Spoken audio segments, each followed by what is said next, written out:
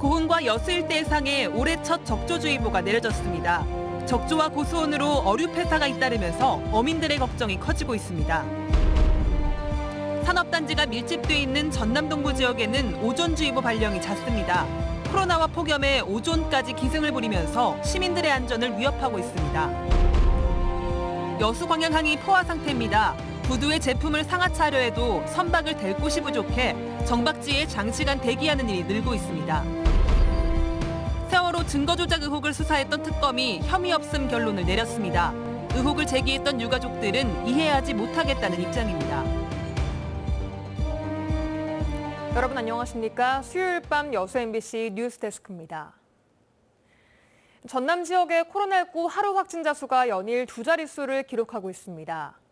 전라남도에 따르면 오늘 광양 물놀이 시설 관련 확진자 1명을 포함해 광양 지역에서 5명의 확진자가 발생했습니다. 또 여수에서도 기존 확진자와 접촉한 시민 3명이 양성 판정을 받았고 목포와 무안 등에서도 확진 사례가 잇따라 전남에서는 오늘 하루 모두 24명의 신규 확진자가 발생했습니다. 코로나와 폭염으로 가뜩이나 힘든데 우리 지역에서는 오존까지 기승을 부리며 시민들의 건강을 위협하고 있습니다. 특히 올해는 지난해보다 고농도 오존 발생이 크게 늘어날 것으로 보여 건강관리에 각별한 주의가 필요합니다. 문형철 기자입니다. 여수와 순천 중간에 위치한 해룡 지역입니다. 주말인 지난 7일 이 일대의 오존 농도가 정오를 지나며 조금씩 높아지더니 오후 3시에는 주의보 발령 기준을 넘어섰고 2시간 뒤에는 0.131ppm까지 치솟았습니다. 올 들어 지난 주말까지 전남 지역에 내려진 오존주의보는 모두 32건. 지역별로는 여수와 순천, 광양 3개시가 90% 이상을 차지했습니다. 산업단지가 밀집해 있어 오존의 원인 물질인 질소, 산화물 등의 배출량이 많은 데다 지리적 특성상 대기의 흐름도 원활하지 않기 때문입니다. 해풍과 육지에서 불어오는 지상풍에 의해서 와류 현상이 발생하면서 오염물질이 가둬지면서 오존 발생에 좀 영향을 미치는 경향도 있습니다. 독성을 갖고 있는 오존은 낮은 농도라도 지속적으로 노출되면 호흡기와 피부, 눈과 코 등 감각기관에 이상을 일으키고 특히 천식 등 기저질환을 앓고 있는 경우에는 호흡곤란 같은 증상을 불러올 수 있습니다. 가스 형태인 오존은 마스크를 써도 걸러지지 않아 직사광선이 강한 날에는 야외 활동을 하지 않는 게 최선입니다. 몸 안에 누적이 되다 보면 기관지에 염증이 생긴다거나 폐렴이 생긴다거나 오존을 확실히 차단하는 방법은 이거에 노출되지 않는 방법밖에 없기 때문에 지난해에는 장마의 영향으로 오존주의보 발령 건수가 전년에 비해 절반으로 줄었지만 올해는 무더운 날씨 탓에 고농도 오존이 기승을 부릴 것으로 보여 더욱 각별한 주의가 필요합니다. MBC 뉴스 문형철입니다. 고흥과 여수 일대 해상에 어제 정오를 기해 올해 첫 적조주의보가 내려졌습니다. 고수온 피해도 심각한데 적조까지 겹쳐 양식 어가들의 걱정이 커지고 있습니다. 조희원 기자입니다. 여수 계도 인근 해상, 해양수산과학원 연구원들이 바닷물을 뜹니다. 수온과 용존 산소량, 염분 농도를 측정하고 적조 생물인 코클로디니움의 개체수를 확인하기 위한 작업입니다. 지난 9일 여수시 월호도 인근 해상에서 유해성 적조 생물인 코클로디니움이 올해 처음으로 관측됐습니다. 이에 따라 수산과학원은 고흥과 여수 해상에 적조 예비주의보를 발령했습니다. 예비주의보는 바닷물 1mm당 코클로디니움의 개체수가 10개 이상일 때 내려지는데 100개 이상이 되면 주의보, 1000개 이상일 경우에는 경보로 격상됩니다. 코클로디니움은 어류의 아가미에 들러붙어 질식사시키는 주범입니다. 경쟁생물인 귀조류가 우점하고 있어서 단기간 내에 적조가 대량으로 번식하기는 좀 어려울 것으로 전망하고 있습니다. 야간에 산소 공급기 가동, 먹이 공급 중식 또는 조절 등을 이용해서 피해를 최소화하셔야 됩니다. 적조 생물이 번식하는 건 고수온의 영향이 큽니다. 여름철 평균적인 바다수온은 26도. 올해는 연일 계속된 폭염으로 인해 바다수온이 평년보다 4도가량 높아졌습니다. 양식어류가 견딜 수 있는 수온은 28도까지인데 한계 수온을 넘어 바다가 펄펄 끓자 우럭과 넙치 등은 견디지 못하고 폐사하기 시작했습니다. 여수시에 따르면 벌써 47만 2천여 마리가 떼죽음을 당해 4억여 원의 재산 피해가 발생했습니다. 이런 고소는 저 양식 시작하고 처음인 것 같다고요. 우럭 치어들은 상당량이 저희 한 30% 이상은 그 고소를 해서 폐사가 났다고 나서 생각을 하거든요. 어민들 입장에서는 뭐 어떻게 손쓸 여력도 없고 아무튼 그 고소니 빨리 없어지기만을 기다리고 있는 것이죠. 당분간 고수온이 이어지면서 피해는 더 확산될 가능성이 있습니다. 수년간 키운 물고기들이 잇따라 폐사하는 모습을 바라만 보고 있어야 하는 어민들의 시름이 깊어지고 있습니다.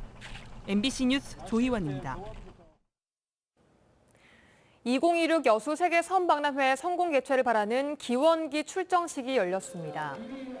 오늘 여수시청에서 열린 출정식은 출정사와 축사, 성공 개최 기원기 전달 순으로 진행됐으며 기원기는 오는 23일까지 각 읍면동을 순회한 뒤 선박람회 성공 개최 의지를 모아 이달 말 선박람회 범시민 결의대회에서 전달될 예정입니다. 여수시는 선박람회가 국제행사로 승인됨에 따라 조직위원회 구성과 콘텐츠 개발 등 세부 실행 계획을 수립하고 본격적인 행사 준비에 들어갈 계획입니다.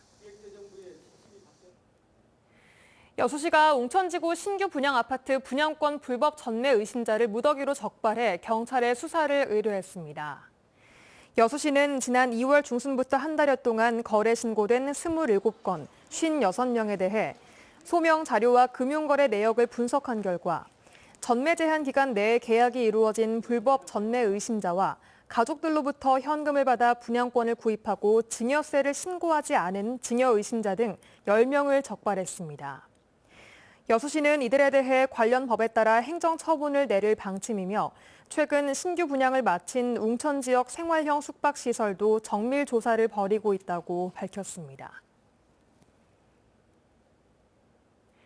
여수 광양항의 채선율이 다른 국가 무역항에 비해 크게 높습니다. 이는 항만 경쟁력을 약화시키는 요인인데요. 지역 항만 관련 기관들이 채선율 완화를 위해 근본적인 처방들을 내놓고 추진하고 있습니다. 김주희 기자가 보도합니다.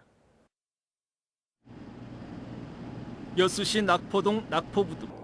부두에 자반한 선박들의 석유화학 제품 상하차 작업이 분주하게 진행되고 있습니다. 이처럼 여수 낙포부두의 석유화학 원료 제품 상하차 작업을 하려면 평균 선박 10척 가운데 두세 척이 광양항내 정박지에서 12시간 이상을 대기해야 합니다. 여수 광양항내 낙포와 사포, 중흥, 석유화학 부두의 최근 5년 평균 채선율은 26.68%에 이릅니다.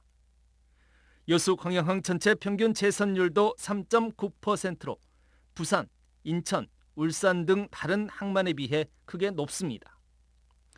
여수 광양항의 이 같은 높은 채선율은 결국 항만 경쟁력 약화로 이어지고 있습니다.